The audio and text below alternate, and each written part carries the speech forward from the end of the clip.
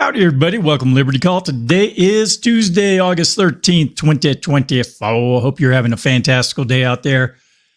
It's kind of gloomy here. We've got clouds in the skies, but it's not too hot, which is nice. And haven't been sweating too much the last couple of days, which is always a bonus. So hope you're having a fantastical day. And what else is going on in the world? Looks like the markets are in a good mood across the globe pretty much. So we got some good news on inflation. Well, I guess depending upon your perspective. So we'll get into that. And I think that's about all I want to say right now. So, all right. Well, like I said, glad you're here. If you could do me a favor, give me some thumbs up, a like, share, subscribe, a follow, and press that notification bell.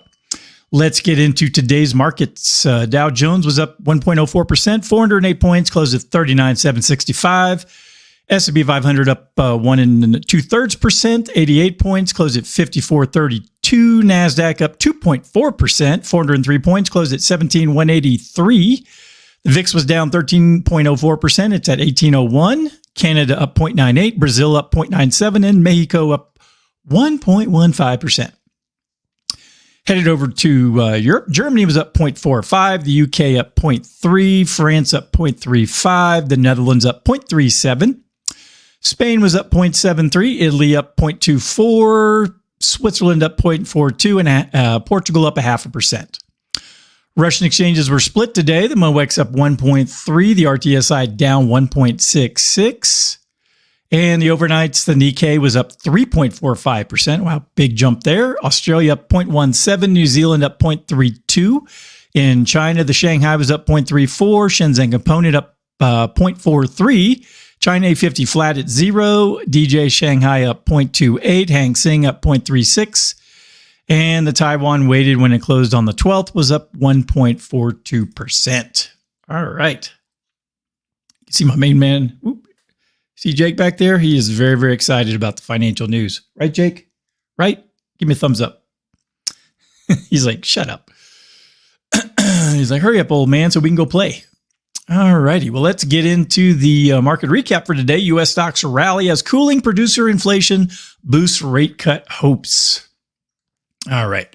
U.S. stocks rallied on Tuesday as data indicating cooling inflation bolstered the case for a Federal Reserve rate cut as early as next month. Woohoo! Particularly benefiting tech stocks because you got to keep the tech sector happy. PPI inflation cools ahead of the CPI report. The producer price index, the PPI for July, increased by just 0.1% on a monthly basis, less than the 0.2% rise expected by economists. Annually, the PPI rose 2.2%, slightly below the anticipated 2.3%. Excluding food and energy, the core PPI was flat, missing expectations of a 0.2% rise, with the annual figure standing at 2.4% compared to the 2.7% forecast.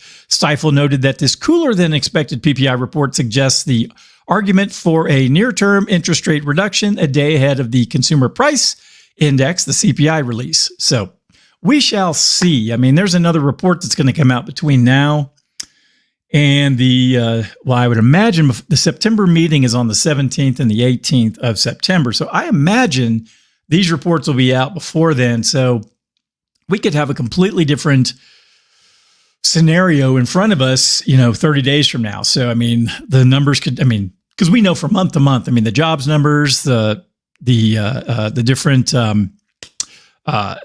reports that go, into manufacturing and industrial production and all that stuff from one month to the next, depending upon what has come out, people are like, oh my God, the sky is falling, or things are wonderful. So, like I said, I would not get too excited yet.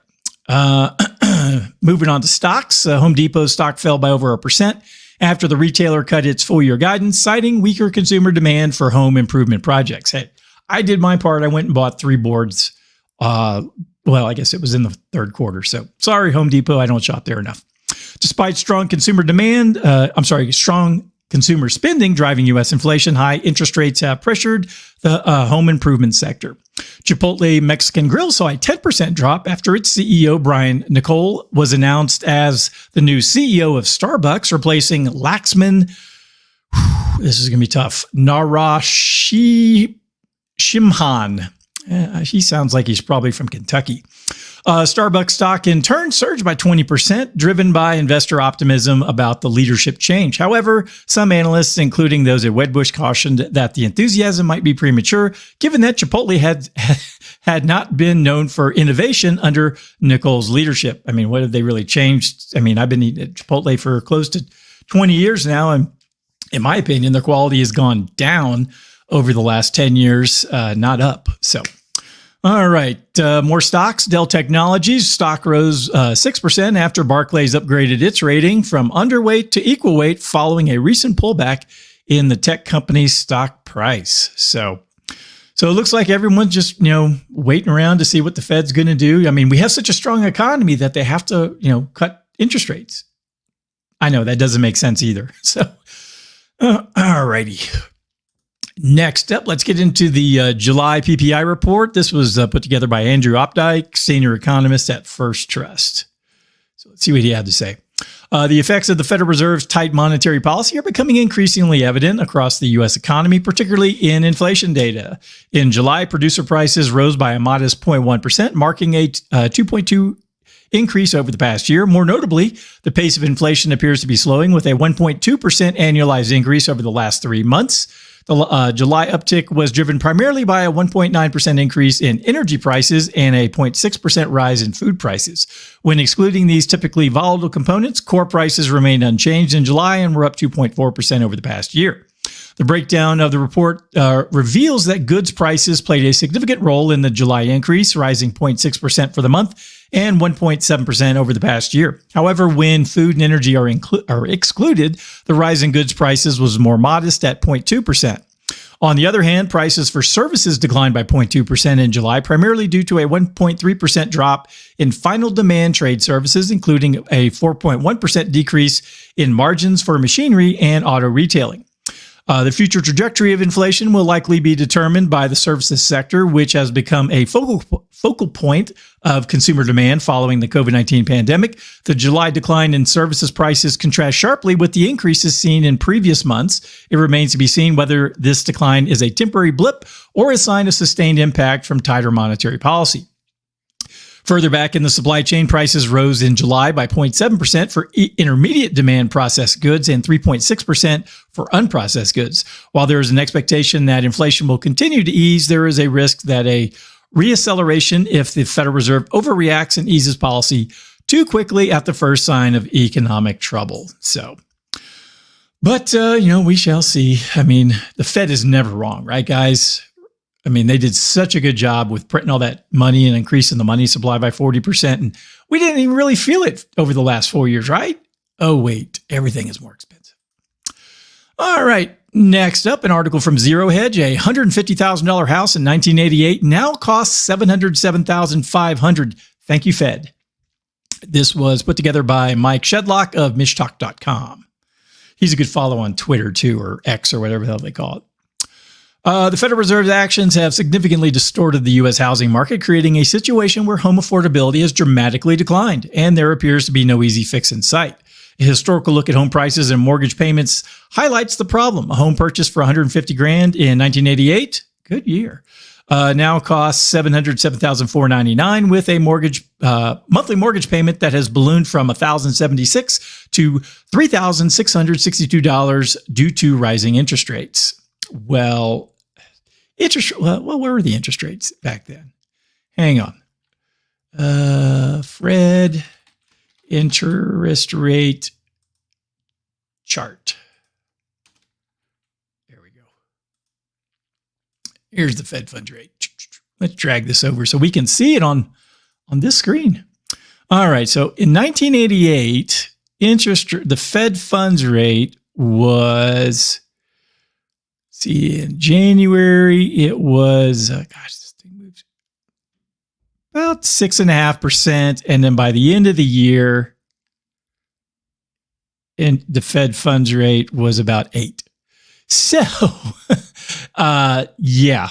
I mean, even back then, with interest rates at higher than today, mortgage payments were still lower. Anyways, let's get back to the article. Where was I? The issue is largely the Fed's making, driven by manipulation over interest rate, over of interest rates over the years. During the Great Recession and the COVID-19 recession, the Fed failed to account for home prices as a component of inflation, exacerbating the problem. Home prices are not directly included in the Consumer Price Index or Personal Consumption Expenditures Index, which the Fed uses to gauge inflation. Instead, economists treat home prices as capital expense, not a consumer expense, ignoring the broader implications of rising house costs. Also, they don't use mortgage or like what you would figure a mortgage calculation on a home. They take what the owner's equivalent rent. So let's say my house, let's say I could rent it for, I don't know, $4,000 a month. That's just completely random.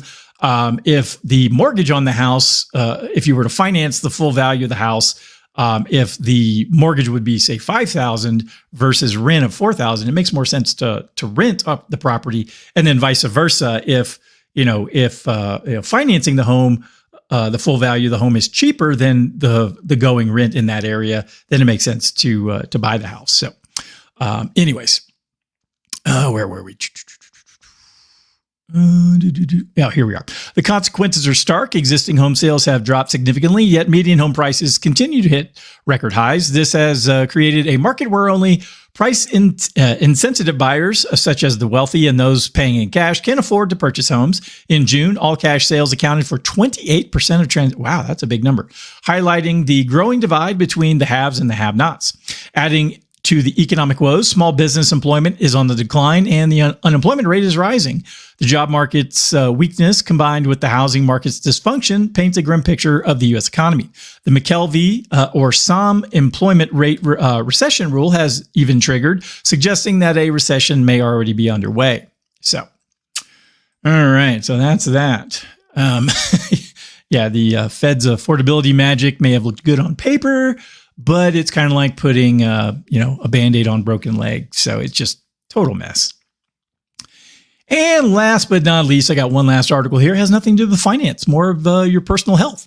Also from Zero Hedge, a deeper dive into the science behind intermittent fasting, something that I don't eat during the day. I only eat dinner and snacks in the evening. I like to make, if I'm going to eat junk food, I like to make it myself so that I know exactly what's in it. So let's dive into this. And like I said, this is just some food for thought.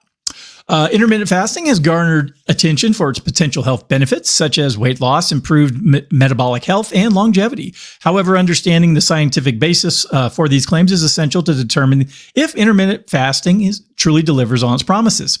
Intermittent fasting differs from traditional fasting in that it involves cycling between periods of eating and fasting with shorter time frames, typically not exceeding 48 hours. Various methods include a 16-8 method, fasting for 16 hours and eating within an 8-hour window.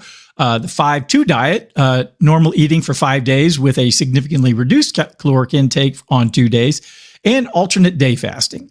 Research supports several benefits associated with intermittent fasting. Weight loss is a common outcome because you're shoving less food in your face, attributed to reduced caloric intake and enhanced hormone function. Some studies suggest intermittent fasting can increase metabolic rate and decrease insulin levels, aiding fat burning. However, the weight loss benefits may not exceed those achieved through continuous caloric restriction. Metabolic health also shows improvement with intermittent fasting, particularly in insulin sensitivity and blood sugar levels. Additionally, fasting can trigger autophagy. I probably said that wrong.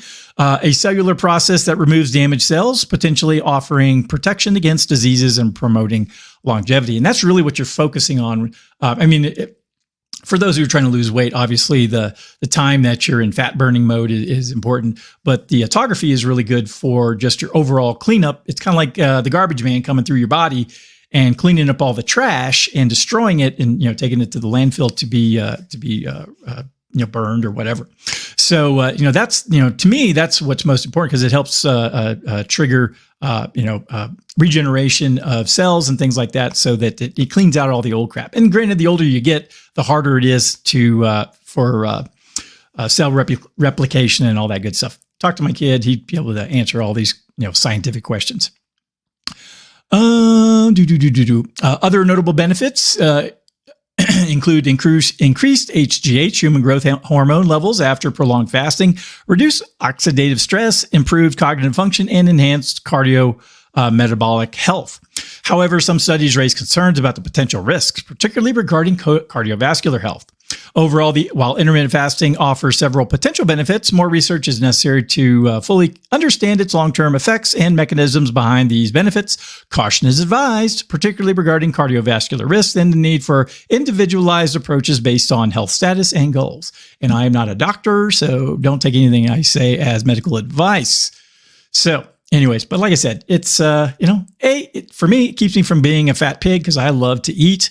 And I can shove a lot of food into my face anytime I'm sitting down at a table. So for me, it works. And I know one of my clients, she actually went carnivore earlier this year and had lost, when we talked in June, I think she was down like 40 or 50 pounds. So, and I mean, she wasn't a real heavy woman or anything, but I mean, I imagine I haven't seen her so face to face. So I'd be curious to see how she's looking today. But she reported back that she was feeling fantastic and all her blood work and all that stuff was good too. So anyways, all right. Like I said, just sharing some information out there for folks about things that aren't financially related. But, your financial health is just as, or your health is just as important as your finances. So at least in my opinion, because if you're in bad health, makes retirement and your later years not a lot of fun. All right. Well, that's everything I had for today. If anyone needs anything from me, please go to DSAFinancialGroup.com. All your financial needs can be met there. So all right. Well, hope everyone has a fantastical evening. Let's see if we're going to get any more rain today. We got a flood warning again here in my part of the world. So awesome. All right. Well, hope everyone has a great night. Now I'll talk to you next time. Adios.